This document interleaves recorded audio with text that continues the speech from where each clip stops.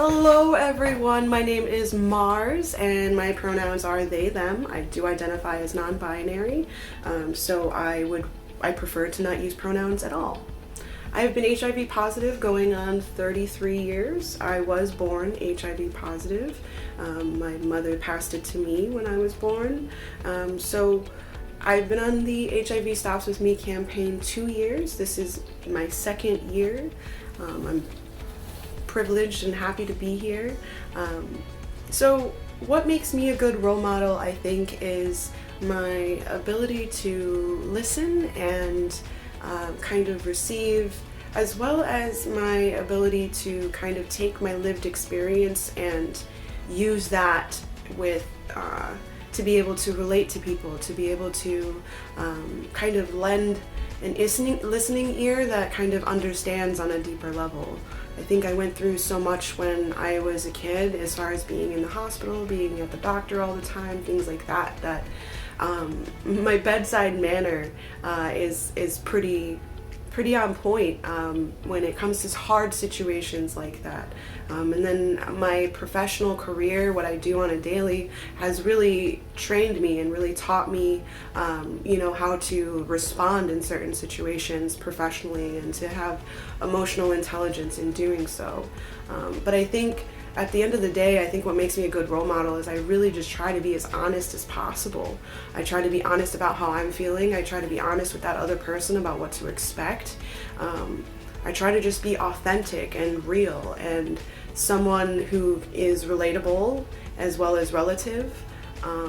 And I think what makes me unique is that I do kind of fall into this weird category of people that widens my scope of who I believe that I can influence, and that's, being born HIV positive and having it 33 years, even though there's some people who are older than me, let's say, in their 50s or 60s, they may have only had HIV 14 or 15 years. So there may be some things that they might be able to relatively learn from me or something like that. And I think also what makes me unique is just my passion for really helping people. It's really kind of been ingrained in me since I was a kid.